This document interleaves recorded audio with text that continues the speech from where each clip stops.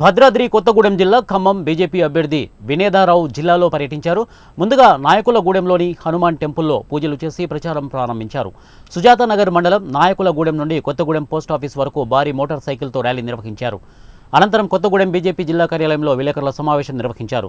వినోద్రావు మాట్లాడుతూ ఖమ్మం జిల్లా అభివృద్ధి చేయడానికి పార్లమెంటు స్థానాన్ని కేటాయించిన బీజేపీ అధిష్టానానికి కృతజ్ఞతలు తెలిపారు. విద్యాభ్యాసం మొత్తం పాలవంచలోనే జరిగిందని అన్నారు. నరేంద్ర మోడీ 400కు పైన స్థానాలను గెలుపొందడం ఖాయమని తెలియజేశారు. 12 కోట్ల రూపాయలతో ఉమ్మడి ఖమ్మం జిల్లాలో రోడ్లు, మరిన్ని సెంట్రల్ నిధులతో పార్కులు, రైల్వే స్టేషన్లు ఆధునీకరించడం జరిగిందని చెప్పారు. డైరెక్ట్గా నా ఖమ్మంకి వస్తే ప్రజలతోటి నేను ఇంకా సేవ చేయొచ్చని చిత్తశుద్ధితోటి వేరే ఆలోచన లేకుండా నేను కోరినప్పుడు నాకు ఈ అవకాశం ఇచ్చినందుకు మళ్ళొక్కసారి మా నాయకత్వానికి ధన్యవాదాలు తెలియజేసుకుంటున్నా. మనం ఏం చేయొచ్చు, అసలు మనం ఎందుకు ఓటేయాలి అని మా పెద్దలతోటి అభ్యర్థి ఎవరైనా సరే ముందు అసలు మనకి ప్రణాళిక అనేది ఉండాలి, ఒక విజన్ డాక్యుమెంట్ అనేది ఉండాలి.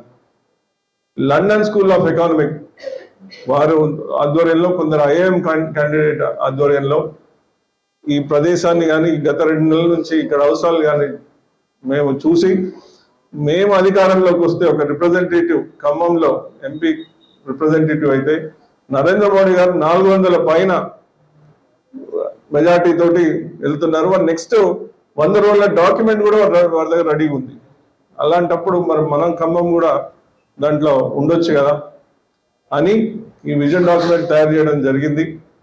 మీకు మీడియా మిత్రులందరికీ మేము కాపీ ఇస్తాము.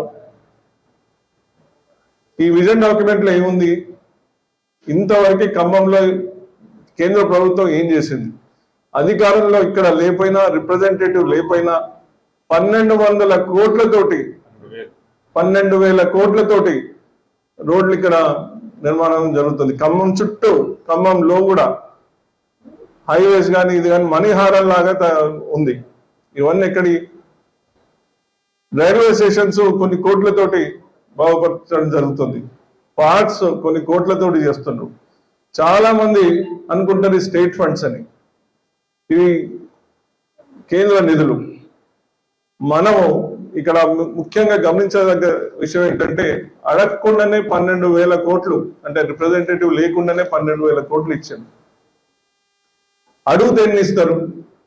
ఇక్కడ కనుక సేమ్ రిప్రజెంటేటివ్